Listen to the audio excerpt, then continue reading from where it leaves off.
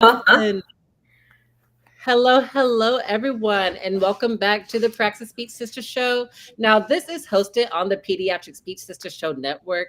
And to be honest, I was just telling our guest this, but this is ultimately a hybrid, okay? I'm currently fangirling because we do have the traveling artiste, Alexis Artis. Am I saying your last name correctly, Alexis? So it's just artists, like artists, regular artists without the T. Okay, yes. So I'm so thankful to have Alexis Artis on here because Alexis, you really are an inspiration. Like I've just seen you blow up on Instagram and your dance videos make me just smile. Like they make me so happy. And I know that I am not the only one. So I've Oh. been following your journey, truly. I've been following your journey since you were a clinical fellow. And so that's why I asked you to come on this show because your journey just really stands out. And I know that there are a lot of people who are maybe SLPs to be, they're in graduate school, they're clinical fellows themselves, they're studying for the Praxis exam. And so I wanted to know your tips and tricks and strategies for passing, overcoming imposter syndrome. But then when you reached back out to me, you also wanted to mention being a minority SLP.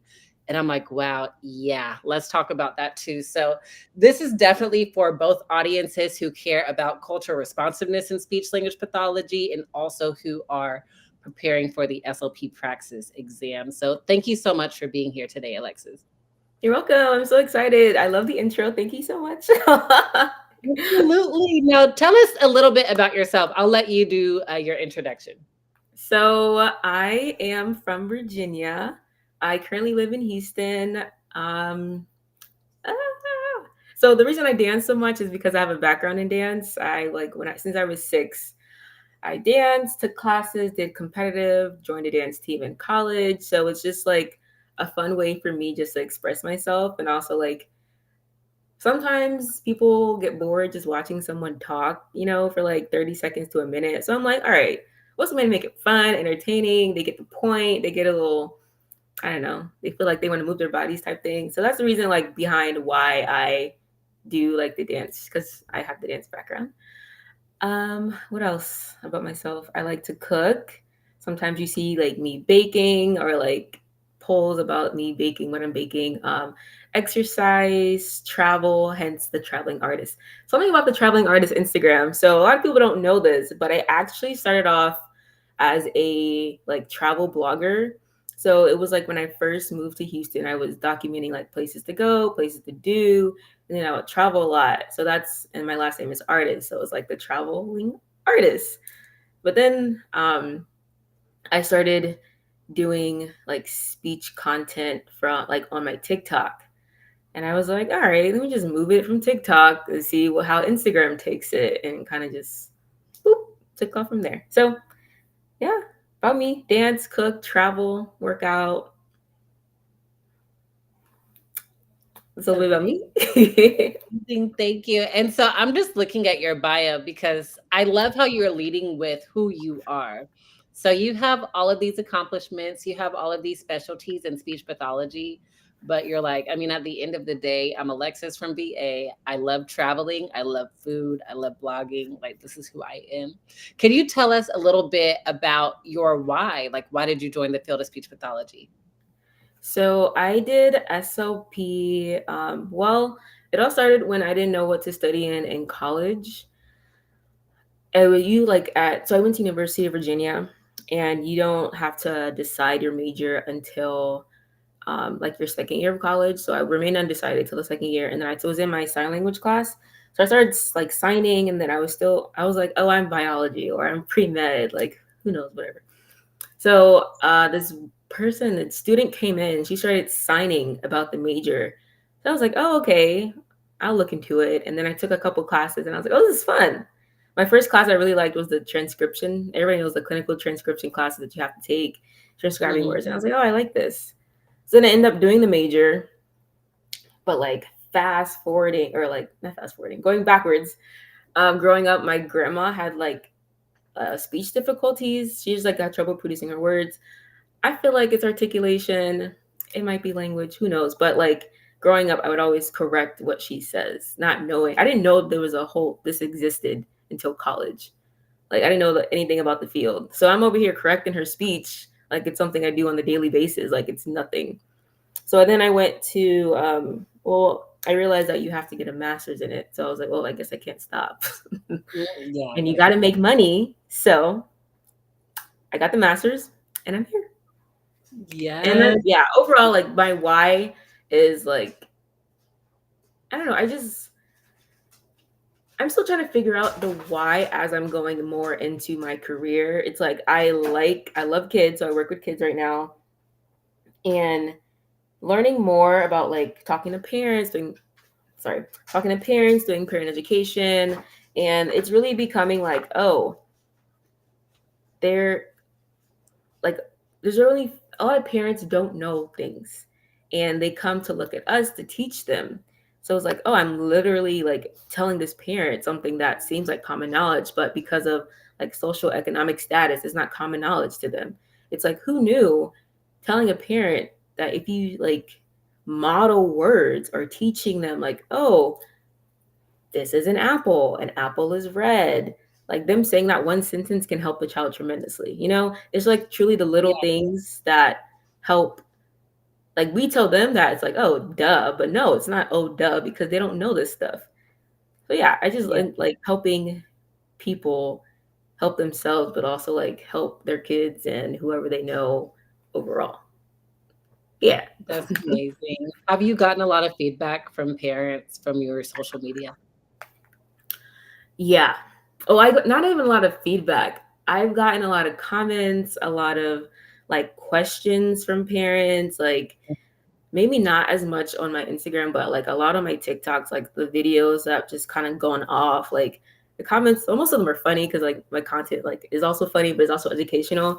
So they're just like Mhm. cracking jokes about like how their child acts, or when it comes to like different things, they'll ask me questions and I'm like, oh yeah, just this and this. Like it's kind of like recycling like what I'm like telling my parents in person, like my Mm. client parents in person, and also telling these people that lives in different states across the country, like asking me for advice.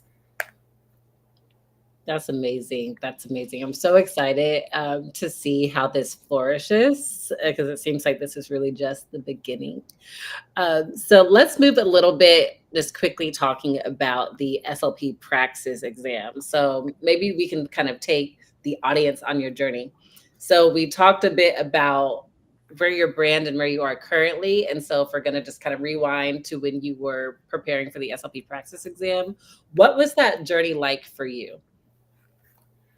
Preparing for the Praxis, oh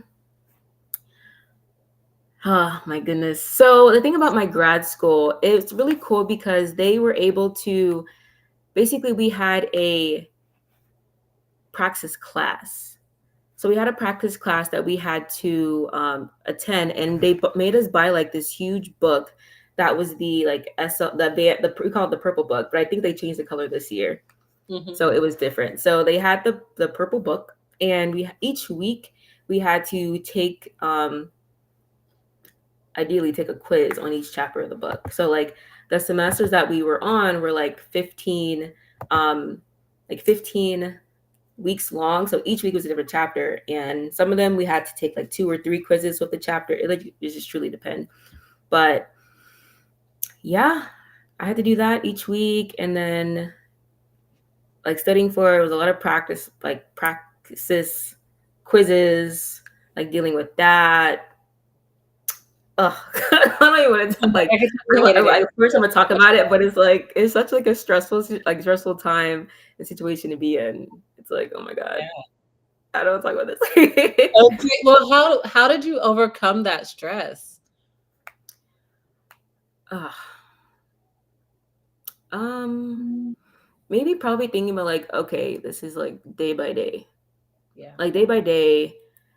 Maybe even like taking deep breaths, trying to like go about like everything that's happened. Um, I I think overall, like I'm definitely 100% like a stress. I stress very easily. So it's like I think because it worked out that my program had us each go to the chapter like each week. I think that was like very timely, And it allowed me to focus on like one thing at a time versus like, oh, I have this like 500-page book to look at all at once. It's like, nope, we just gotta do it like one chapter a week, or like however many you have it. Yeah, and that's awesome, because I just think about people who come to me and they're just like, "Oh, I have this test taking anxiety, or I'm struggling to pass the exam because of the anxiety or because of the stress, or because I don't really know what to study. It's just all overwhelming. I haven't even looked at this advanced review book." Yeah. And I'm like, read the advanced review book. That will be your friend. But at the same time, it is overwhelming. So shout out to your program for teaching you how to break it down each time. Yeah. Yes. Shout Really. out University of St. Augustine for Health Sciences. Woo! Yes. Amazing, amazing. So let's move on a little bit from the Praxis questions. And actually, just really quick, if you could give any advice to people in graduate school or people who are preparing for the SLP Praxis exam, what would you say to them? Advice for graduate school? I feel like that's a whole nother conversation. Really is. So let's keep it with the Praxis exam for now. Oh no, I can do both. I can do like Okay. I would say Praxis exam. I would 100%. I always recommend this when I give any study tips. Go over things with your friends. Talk it out. Like I didn't know how I studied until I got to grad school. Like I know like personally people love to write their notes on their iPad or write their typed in the notes. Like I have to handwrite my notes. I know I need at least 3 days to read over everything before I take the test because I'm not a crammer at all. So I would say identify the way like the way you study first. Second, allow the like allocated time to even review the material. So let's say you have the Praxis in June and you booked it in January or something. You got, I can't do math, 5 months. You got 5 months to like look at everything you need to do, and like, okay, I need to prepare for this. Like set a schedule for yourself. Number 2, set a schedule for yourself, and then I would recommend find out how you study, do a schedule for yourself, stay organized, go over things with your friends, with your classmates, anybody that will listen. Kind of identify, like summarize the most important key parts of the chapters that you're going to look over and talk it out with the people that you know, because you telling someone else, it's kind of like brain dumping or like dumping all your knowledge to them, and it kind of shows you like, oh, I do know what I'm talking about. I can do this, instead of just like kind of practicing to yourself and everything, which both of them can work. But I think it's really important to talk it out. And then, of course, we all know homegirl Miss Quizlet. You're going to get on the Quizlet, take those practice tests. A lot of them, they do have practice tests online that you can kind of look at and see like what you can do, or like how you do compared to like the knowledge. Like, do you actually know what you're talking about, or is it like all a facade, or like is it fake or something? Yeah, because one thing that I think about, like when you said, do you really know what you're talking about, is I see a lot of memorization too. Yeah. And so just touching on what you said, talking it back to people, one, of course, it boosts your confidence. Like, wait a second, let me find out I'm actually an SLP. Exactly. It's like, period. You know what I mean? And then the second thing, of course, like you get to test your knowledge. So yeah, that's amazing. So moving off from the Praxis conversation and into the second half of this talk is your experience as a minority SLP. Can you kind of tell us a bit about what that's like for you? Well, Okay, let's I unpack. like this conversation because so many. I'm trying to think. The first thing came to mind that first thing comes to mind. So even at like my job, right? I'm not the only minority at my job, but I'm the only person that's like, in terms of like the full-time staff, that's like Black at my job. So like I don't notice, like of course like I notice it, but I don't notice it until like we have a meeting and I'm like, wow. Like a speech meeting. I'm like, oh, okay. I must still talk. However, it's like, dang, right? Yeah. But I think like this, I guess this is my why when it comes to making content. Like my why to make content is like, hey, You have someone that's certified, someone that's been to grad school, is a professional talking about this, helping you out so that, excuse me, even though like you may be on the wait list for your child to get services, this is what you can do in the meantime. You know, excuse me, like showing everybody that like, hey, I might be the 3%, but like I'm here. You see me on your timeline. You see me everywhere. Like I exist. I can do this. I can tell you what you need to know. I can provide knowledge. So it's like, it's a struggle because there's so like little of us, but it's also so nice that when I get messages saying like, oh, like you've helped me so much. Like it's nice to see another Black woman like SLP in the field. Thank you so much for giving me advice. Like I look up to you. It's like, oh my God. Stop. Like literally when I get these comments, I'm like, my heart. I'm like, wow, thanks. So it's like it's more than just like content for me. It's like this is like, what is the word? Not like, I don't want to use like role model, but I'm just providing an example that like, hey, you can do this too, or like people will listen to you, or people will give you recognition because you know what you're talking about. That's another thing. People think that we don't know what we're talking about when we do. We went to Wow, wow, school wow. just like other people, you know.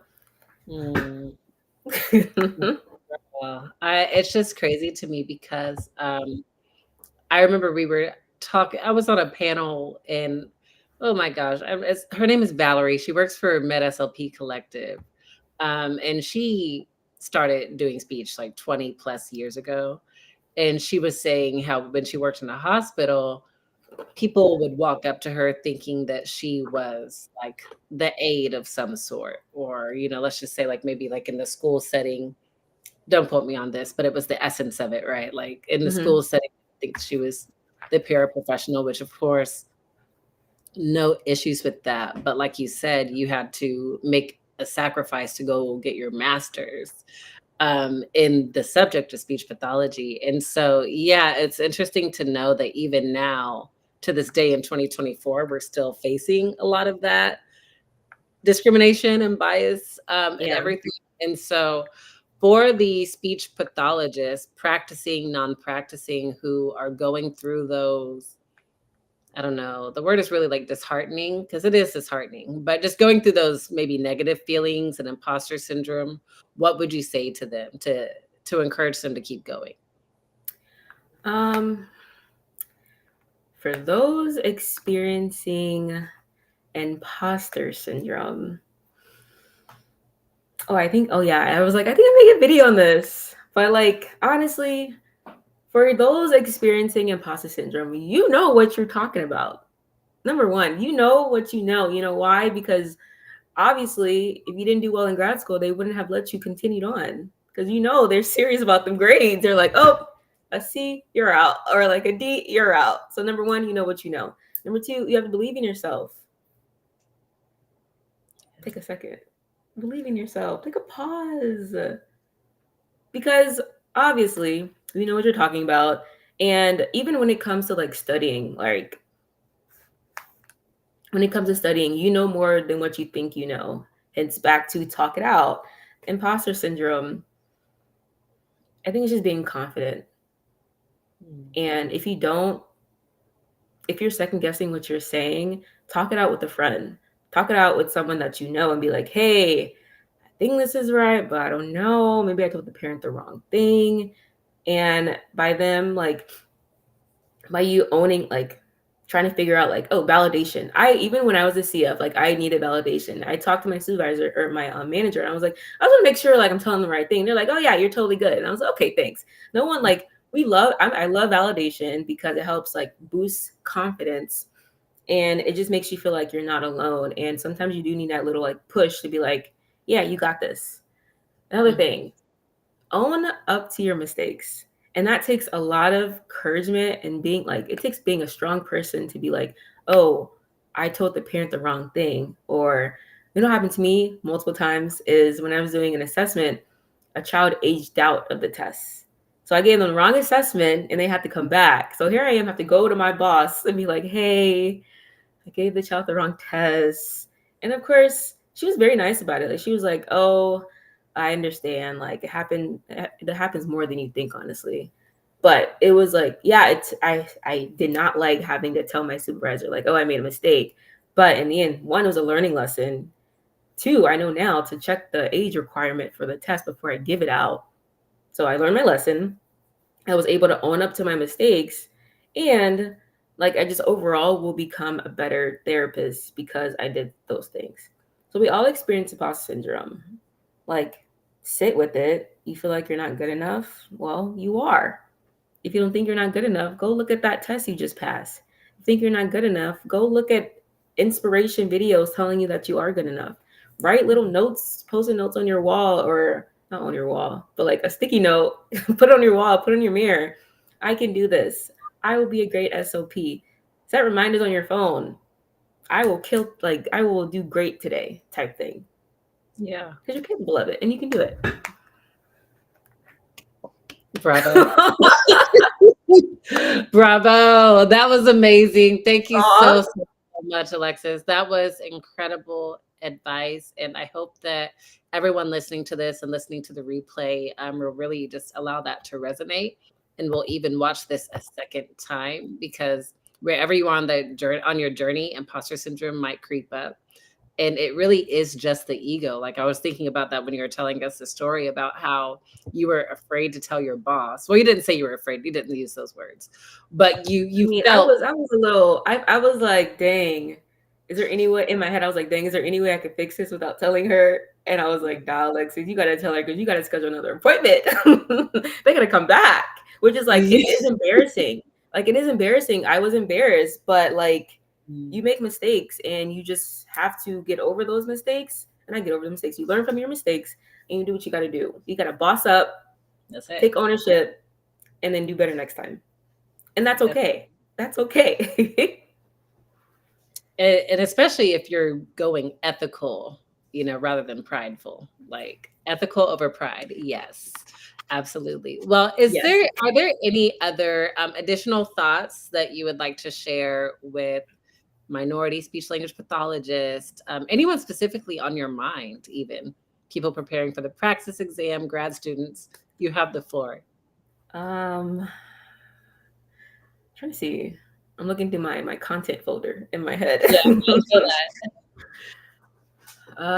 Any advice? Can people put questions up here? Do people have any questions?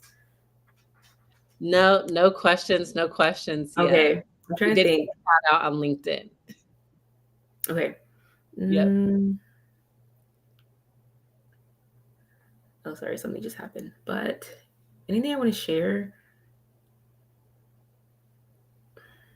I can't think of anything. I'm sure there is, but I need to give me something. Can you ask me something? Yeah, of course. Well, what changes would you like to see in the field? This is the mic drop moment. The changes I want to see in the field. I would definitely want to see. Oh my goodness. I have a dog. It's like pushing itself against me, trying to even pet. The changes I would see the field, I would definitely love to see more male SLPs. I know they exist. Even one of them was in my grad program, and some of them some male SLPs do follow me. But I think that would be have a different perspective to the field and help it be more, or help to make it more diverse in terms of the different backgrounds, the different stories, even how receptive other people or other overall people see. For example, I think there's an increasing amount of male teachers, for example, but a lot of kids that I see, they're not on they're not age they're not age appropriate yet for school. So it can even help be they're not there's some clients that I run into, they're they're not comfortable around men, which is completely understandable, 100% understandable. But maybe if they have more what's the word? For example, I'm trying to relate it to exposure. More exposure, yes. For example, a white child, they may not never seen a black person before, or Hispanic people, they may not ever seen a white person before, or Asian person, or a black person, and then they're like freaking out because they never see this person before, but it just helps like add that exposure. Or other changes would be like, of course, more minorities, more Black students, and like Black women, Black men into the field of speech language pathology. I would like to see more. Oh, man, I would like to see updated assessments. That's what I love to see, Yeah, because we some are of these assessments, assessments. Yeah. I gave the self 3, the self P3. So I that's, if you don't know that's what all that they is, that's a language assessment for kids from ages 3 to 6. And why did they have a picture? They had a picture. Oh, dang, I forgot. I know they had a picture of a telescope. They had a picture of binoculars. I barely use that word like once a month. Like, why would a 3-year-old know what binoculars are? Or even with the child Spanish, like the child English or Spanish, like the language development test, like they have to tell, like, oh, what does mommy do for work? Asking a 3-year-old that question, like, they're just outdated and they need to be updated. So I would love, more bilingual assessments. I would love to see that, because there's very little that exists. And if they do exist, they're outdated. Yeah. I would like to see kind of, I guess, more also research to when it comes to, not research, but like better ways to kind of get like overall the full experience when it comes to externships. Like, you have to get the school, you have to get the adult, and then you have to get, or like the school, the like clinic, private or outpatient, or even the like the medical. Like, sometimes when you're medical, you're only an inpatient, or sometimes you're only an outpatient. But it's really cool to have like a specialty. Like, oh, because I know you can do voice, but because there's very like little voice SLPs, or very little like fluency SLPs, or very little like feeding SLPs, it's like maybe 2% of like the entire SLP grad school population can get these specialized things, instead of like the rest of everybody else getting the more generalized. So I think that would be cool. That would be better. Those are Yeah. my changes. Thank you so much. I mean, the first thing when you mentioned self P3, I'm like, first of all, the fact that you're able to get children to sit down during the self P3 is miraculous, like for real. Because Yeah. I'm sitting here doing assessments. I'm like, these babies are not about to sit, and it's online. These babies are not about to sit through the self P3. They won't even get to the first page. So yeah, that's a whole other conversation. Well, Alexis, if people want to find you and ask you some follow-up questions, where can they contact you? They can contact me and follow me on the traveling art. Oh, I can't even talk. The traveling artist on Instagram. I also go by Madam Alexis on TikTok. For the most part, if you follow me on one, you're kind of seeing the same content. However, like I kind of do more talking and more like in-depth things on TikTok for those who would rather sit and listen for more explanations. Yeah, those are my only like social media, TikTok and Instagram. I apply to DMs, so if you have any questions, message me or just send me a comment on the video. Amazing. Well, thank you so much, Alexis. And for those listening to the podcast and watching the replay, I will put her Instagram and TikTok information in the comments. Well, thank you again, Alexis. And thank you for everyone watching live and watching the replay. And we will see you in the next episode. Yes, bye. Thank you everyone for listening to me.